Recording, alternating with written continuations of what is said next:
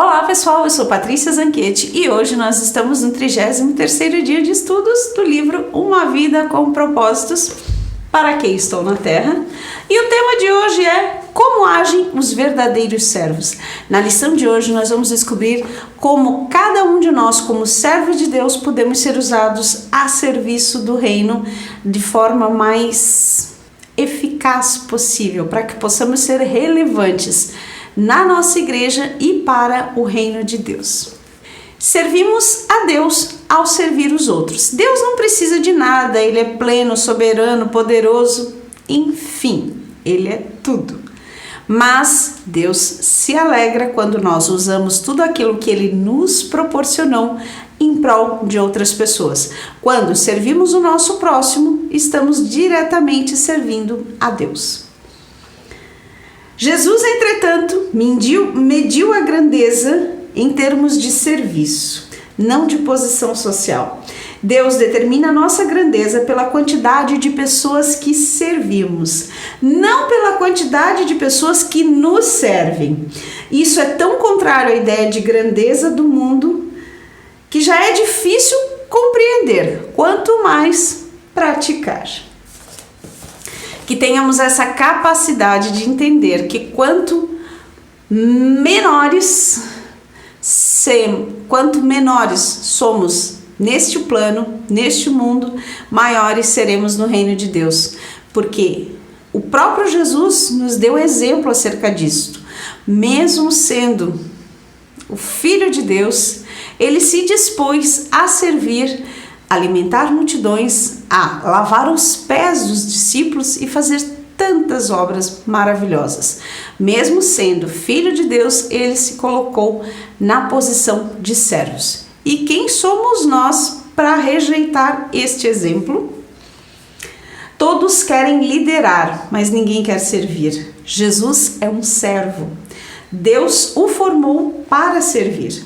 Não é necessário talento especial para, depois de uma reunião, coletar o lixo, empilhar cadeiras. Qualquer um pode ser servo. Isso é uma demonstração de caráter. Vocês podem dizer o que eles são pelo que fazem. Isso está escrito em Mateus capítulo 7, versículo 16. O autor traz 6 características dos verdadeiros servos. Primeira característica: os verdadeiros servos estão sempre à disposição para servir. Se você serve apenas quando lhe é conveniente, você não é um servo de verdade. O verdadeiro servo faz o que é necessário, mesmo quando lhe é inconveniente. Ser servo significa desistir do direito de controlar a própria agenda e permitir que Deus a interrompa sempre que precisar. É muito estranho ouvir isso, mas essa expressão de que Deus pode interferir na agenda da gente sempre que Ele precisar pode soar com uma certa estranheza, mas nós não temos controle sobre as coisas. A gente planeja, mas é o Senhor que faz conforme a necessidade e os planos dele. E muitas vezes a gente é levado a lugares específicos para situações muito específicas que às vezes a gente até questiona, mas como assim? Mas aí quando você chega lá, você percebe que foi usado por Deus.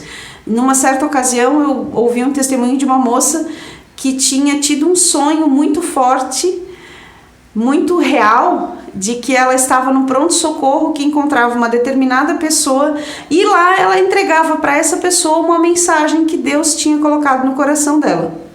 Isso foi um sonho. No dia seguinte, por uma determinada circunstância, ela estava num pronto-socorro e quando ela olhou para o lado, ela viu a moça do sonho. E ela foi até a moça e disse: olha, Deus manda te dizer isso, isso, isso. E a moça se debulhou em lágrimas porque realmente a moça tinha feito uma oração e aquilo que ela falou para a moça era a resposta da oração que Deus tinha mandado através dela. Olha só que impressionante, uma pessoa que não tinha nada a ver com a outra, que nunca nem tinha visto, foi um mensageiro de Deus. Que nós possamos ser instrumentos na mão do Senhor e que possamos ser usados por Ele de acordo com a vontade dEle e entender que nós estamos aqui para satisfazer os propósitos divinos, não os nossos. Nós só somos instrumentos na mão do Senhor e que a gente possa se esvaziar, poder ser preenchido pelo Espírito Santo e que possamos ser realmente usados poderosamente na mão do Senhor. Isso é o que eu desejo para todos nós. Os verdadeiros servos estão atentos às necessidades. Esse é o segundo item. Sempre que tivermos oportunidade, façamos o bem a todos, especialmente aos da família de fé. Gálatas capítulo 6, versículo 10. Quando Deus põe alguém em uma situação de necessidade bem à sua frente, Ele lhe está dando a oportunidade de crescer como servo. Quando você se dispõe a ajudar alguém, Deus está lhe dando a oportunidade de servir. E tenham certeza de que é melhor servir do que ser servido. Não diga ao seu vizinho que espere até amanhã se você pode ajudá-lo hoje. Isso está escrito em Provérbios capítulo 3, versículo 18. Terceira característica dos verdadeiros servos. Os verdadeiros servos fazem o melhor que podem com o que têm na mão. A Bíblia diz: se você ficar esperando por condições perfeitas, nunca realizará nada. Isso é a palavra do Senhor que está dizendo. E eu já disse em outros vídeos, né? Se eu fosse esperar ter o melhor, talvez esse projeto não tivesse saído do papel. Mas a gente resolveu fazer com as condições disponíveis, com os recursos que estavam ao nosso alcance. A gente resolveu fazer esse projeto e ele tem o alcance que tem, porque a gente se permitiu ser usado pelo Senhor para fazer a obra. Porque se eu esperasse ter tudo certinho, bonitinho, dificilmente eu teria começado. Ah, não, vamos primeiro melhorar a iluminação. Ah, não, vamos primeiro... E aí nunca acontece. É o que eu sempre digo, é melhor aproximadamente hoje do que o perfeitamente nunca. O importante é começar. Claro, temos que fazer com ordem e decência, porque é para o Senhor, e fazer o melhor que estiver ao nosso alcance. Mas o Senhor sabe das suas condições, Ele sabe das suas limitações e Ele quer que você se disponha a fazer mesmo assim. Deus espera que você faça o que puder com o que tem, onde quer que você esteja. Quarta característica: os verdadeiros servos fazem qualquer tarefa com igual dedicação. O que quer que façam, os servos devem fazê-lo de todo o coração. Isso está escrito em Colossenses capítulo 3, versículo 23. O tamanho da tarefa é irrelevante. A única questão é, ela precisa realmente ser feita? Se precisar, arregace as mangas e mãos à obra. É nesses pequenos serviços que crescemos à semelhança de Cristo. Pequenas tarefas muitas vezes demonstram um grande coração. Quinta característica: os verdadeiros servos são fiéis ao ministério. Todas as semanas, igrejas e outras organizações são obrigadas a improvisar, porque os voluntários não se prepararam, não apareceram e muitas vezes nem sequer ligaram para dar satisfação. Pergunto a você, você é confiável? Claro, imprevistos acontecem, mas a partir do momento que a gente se dispõe a fazer uma atividade, devemos nos dedicar a ela e fazer como para o Senhor, não como para os homens. Que tenhamos essa maturidade de assumir as responsabilidades que realmente poderemos arcar com elas e fazer tudo da melhor maneira possível. Isso é muito importante. Sexta característica: os verdadeiros servos mantêm a discrição. Estar servindo à vista e servir para que as pessoas fiquem impressionadas pelo nosso alto nível de espiritualidade, esse era o pecado dos fariseus. Que possamos servir de coração limpo, íntegro e na humildade, sabendo que o trabalho é para o Senhor, que Ele cresça e que eu diminua. Que possamos realmente fazer de forma que o trabalho apareça, não a gente. Eu fico muito triste, muito constrangida quando vejo aquelas fotos, aquelas selfies maravilhosas das pessoas doando cestas básicas, dando ajuda aos necessitados, mas se autopromovendo. Serviço e autopromoção não combinam. E a gente tem na Bíblia inúmeros exemplos de pessoas que serviram mesmo tendo os seus problemas e suas dificuldades. Por exemplo, José. José foi vendido pelos irmãos, foi jogado num poço, foi tratado como escravo, acabou sendo preso, mas mesmo assim ele sempre se colocou na posição de servo e fazia tudo da melhor maneira possível.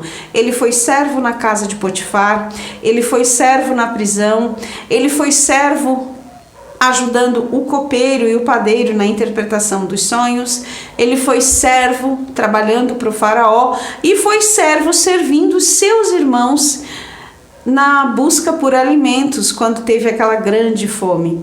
E ele entendeu que tudo isso era um propósito do Senhor, que mesmo que os irmãos tenham agido de uma forma errada com ele, ele sabia que Deus estava no controle e Deus era com José. Que tenhamos essa maturidade para entender que as situações, elas são oportunizadas para que Deus possa trabalhar através de nós e cumprir os propósitos estabelecidos pelo Senhor para a nossa vida. Que Ele sim seja o grande responsável por tudo e que a gente seja meros instrumentos na mão dele. Deus o colocou aonde você está por um propósito, ou seja, às vezes a gente reclama, mas por que Deus me colocou nesse lugar, nessa treva? Para que você possa ser luz e resplandecer a face do Senhor, a luz que o Senhor possa brilhar através de você. Talvez por isso Ele tenha te colocado nessa situação. A Bíblia já diz, ninguém acende uma lamparina e coloca debaixo da cama. A gente coloca num lugar onde todos possam ver a luz. Talvez você tenha sido colocado nesse ambiente para que a glória do Senhor possa se manifestar através de você. Existem vários atributos proeminentes em seu corpo, sem os quais você poderia viver. As partes escondidas é que são indispensáveis. O serviço mais importante é frequentemente aquele que não é visto. Isso está escrito em 1 Coríntios capítulo 12, versículos do 22 ao 24. Sabendo disso, não desanime quando o seu serviço não for notado. Persista em servir a Deus. Diante de tudo isso, prezados amigos, permaneçam firmes, força, nada de desânimo. Dediquem-se inteiramente ao trabalho do Senhor, pois nada do que fazem para Ele jamais será perda de tempo. Isso está escrito em 1 Coríntios capítulo 15, versículo 58. Tema para reflexão. Sirva a Deus quando sirvo os outros.